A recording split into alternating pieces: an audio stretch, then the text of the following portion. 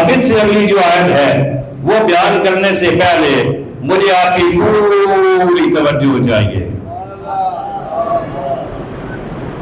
بس اتنی توجہ ہے، ایک باری اور، اس لیے کہ آیت ایسی ہے کہ یقیناً اگر آپ کی توجہ ہوگی نا تو آپ جب سنیں گے تو انشاءاللہ آپ کی زبان سے خود بخود سبحان اللہ نکلے گا۔ اب توجہ کیجیے وہ کیا ہے، فرمایا فَكَيْفَ إِذَا جِئْنَا مِنْ كُلِّ أُمَّةٍ بِشَهِيدٍ، فرمایا تو کیسی ہوگی، یعنی کیسا سما ہوگا، کیسی ہوگا کا مطلب، کیسی ہوگی کا مطلب کیسا منظر ہوگا، کیسا سما ہوگا، کیسا خوبصورت وہاں پر نظارہ ہوگا، کب اذا جئنا من كل امة بشہید، جب ہم ہر امت سے ایک گواہ لائیں گے۔ قیامت کا میدان ہوگا، ہر امت میں سے ایک گواہ آئے گا، وہ گواہی دے گا، وَجِئْنَا بِكَ عَلَىٰ هَٰؤُلَاءِ شَهِيدًا، اور اے محبوب ان سارے گواہوں پر ہم آپ کو گواہ اور نگہبان بنائیں گے۔ نعرہ تکبیر، نعرہ رسالت، نعرہ تاکید، نعرہ حیدری، نعرہ ختم نبوت، اہل سنت۔ اللہ اکبر، توجہ کیجیے، فَكَيْفَ إِذَا جِئْنَا مِنْ كُلِّ أُمَّةٍ بِشَهِيدٍ، بولی چھوڑو، خیر ہے کوئی نہیں ہوگا، مسجد بڑی پکی ہے، نہیں ٹھہرنی، اونچے بولو سبحان اللہ، اللہ اکبر۔ فَكَيْفَ إِذَا جِئْنَا مِنْ كُلِّ أُمَّةٍ بِشَهِيدٍ، فرمایا کیسا سما ہوگا جب ہم ہر امت میں سے ایک گواہ لے کر آئیں گے، کوئی گواہ حضرت آدم کی امت میں سے آئے گا، کوئی گواہ حضرت نوح کی امت میں سے آئے گا، کوئی گواہ حضرت ابراہیم کی امت میں سے آئے گا، کوئی گواہ حضرت موسیٰ کی امت میں سے آئے گا، کوئی گواہ حضرت عیسیٰ کی امت میں سے آئے گا۔ ہر امت میں سے ایک ایک گواہ آئے گا، گواہی دے گا، اور پھر کیا ہوگا، وَجِئْنَا بِكَ عَلَىٰ هَٰؤُلَاءِ شَهِيدًا،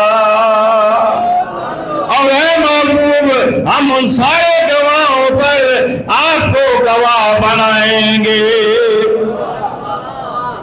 اچھا اب ذرا غور کیجئے، گواہ کون ہوتا ہے؟ جو موقع پر، مجھے بولیے نا، جو موقع پر موجود ہو۔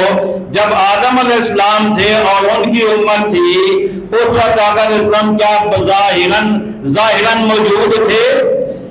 ظاہراً موجود نہیں تھے۔ سارے نبی اور ان کی امتیں جس وقت اس دنیا میں تھی ظاہراً آقا موجود نہیں تھے، لیکن اس کے باوجود اللہ ان سب پر اپنے محبوب کو گواہ بنائے گا۔ پتہ یہ چلا کہ ظاہراً تھے یا نہیں تھے، لیکن دیکھ سب کو رہے تھے، سن سب کو رہے تھے۔ ہوں تو سبحان اللہ بڑھ لی، اللہ اکبر۔ اب آئیے حدیث سنیے، اور یہ حدیث کہاں ہے؟ یہ تفسیر قرطبی میں حدیث موجود ہے۔ آقا کریم علیہ السلام ارشاد فرماتے ہیں، لَيْسَ مِن يَوْمٍ إِلَّا تُعْرَضُ عَلَى النَّبِيِّ صلی اللہ علیہ وآلہ وسلم أُمَّتُهُ غُدْوَةً وَعَشِيًّا، فرمایا کہ کوئی دن ایسا نہیں ہوتا، حدیث ہے، کوئی دن ایسا نہیں ہوتا جس میں مزار منور میں آقا علیہ السلام پر آپ کی امت صبح کو بھی نہ پیش کی جاتی ہو، شام کو بھی نہ پیش کی جاتی ہو۔ یعنی ہر دن صبح بھی امت کے اعمال آقا صلی اللہ علیہ وسلم کی بارگاہ میں پیش کیے جاتے ہیں اور شام کو بھی پیش کیے جاتے ہیں۔ اس کا کیا مطلب ہوا کہ ابھی جو یہ وقت ہمارا گزر رہا ہے، شام کے وقت ہمارے سارے اعمال ہمارے آقا کی بارگاہ میں پیش کیے جائیں گے، ہر بندے کے، کہ یا رسول اللہ آپ کے اس غلام نے یہ کیا، اس نے یہ کیا، اس نے یہ کیا، اس نے کم تولا، اس نے جھوٹ بولا، اس نے غیبت کی، اس نے چغلی کی، اس نے نفل ادا کیے، اس نے قرآن پڑھا، اس نے یتیم کی مدد کی، اس نے بیوہ کی مدد کی۔ ہر آدمی کے اعمال صبح بھی آقا کی بارگاہ میں پیش ہوتے ہیں، شام کو بھی آقا کی بارگاہ میں پیش ہوتے ہیں، اور پھر کیا ہوتا ہے؟ فَيَعْرِفُهُمْ بِسِيمَاهُمْ وَأَعْمَالِهِمْ۔ توجہ ہے؟ کہیے ذرا سبحان اللہ۔ اب ترجمہ سنیے، فَيَعْرِفُهُمْ، جب نبی علیہ السلام کی بارگاہ میں امتیوں کے اعمال پیش ہوتے ہیں، امت آقا علیہ السلام ہر امتی کو اس کے چہرے سے بھی پہچانتے ہیں، اس کے اعمال سے بھی پہچانتے ہیں، اس کے چہرے سے بھی، بِسِيمَاهُمْ، چہروں سے بھی پہچانتے ہیں۔ کوئی یہ مت سمجھے کہ میں آقا سے چھپا ہوا ہوں۔ آج جو ممبر پر بیٹھ کر بڑے دھڑلے سے کہہ دیتے ہیں کہ انہیں یہ پتہ نہیں تھا، وہ پتہ نہیں تھا، اس بات کا جواب نہیں دیا، اس بات کا جواب نہیں دیا، ابھی تمہارے منہ سے یہ الفاظ نکلتے ہیں، اگر رات ہو تو صبح کو، اگر دن ہو تو شام کو، وہ تمہارے الفاظ آقا کی بارگاہ میں پیش ہو جاتے ہیں۔ قیامت میں کیا منہ لے کے جاؤ گے؟